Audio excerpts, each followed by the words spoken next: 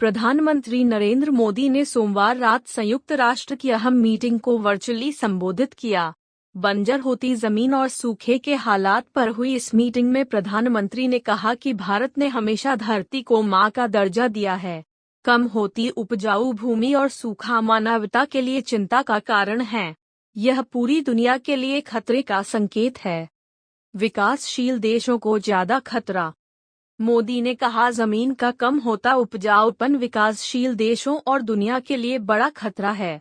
भारत इस मामले में अपने सहयोगी विकासशील देशों की मदद कर रहा है ताकि लैंड रेस्टोरेशन किया जा सके। इसके लिए हमने देश में सेंटर फॉर एक्सीलेंस भी तैयार किया है ताकि इस मामले पर हम दुनिया की मदद कर सकें। हमने कई और कदम उठाए हैं। कच्छ के रण में इस कारण काफी दिक्कतें आती थीं। वहाँ बारिश भी बहुत कम होती है। मोदी ने कहा कि हमने कच्छ के रण में भूमि को उपजाऊ बनाने के लिए घास लगाने पर फोकस किया और इससे जमीन को बंजर और मरुस्थली बनने से रोका गया। यह प्राकृतिक तरीका काफी कारगर साबित हुआ। पीएम की स्पीच की खास बातें। हम 2030 तक 26 मिलियन हेक्टेयर खराब भूमि को बहाल करने की दिशा में काम कर रहे हैं। यह 2.5 to 3 बिलियन टन CO2 के बराबर अतिरिक्त कार्बन सिंक को हासिल करने की भारत की प्रतिबद्धता में योगदान देगा। भारत में पिछले 10 साल में लगभग 30 लाख हेक्टेयर वन क्षेत्र जोड़ा गया है।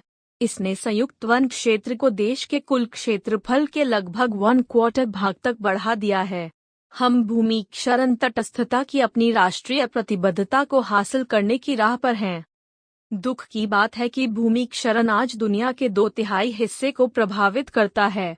अगर इसे अनियंत्रित छोड़ दिया गया तो यह हमारे समाजों, अर्थव्यवस्थाओं, खाद्य सुरक्षा, स्वास्थ्य सुरक्षा और जीवन की गुणवत्ता की नींव को ही नष्ट कर देगा।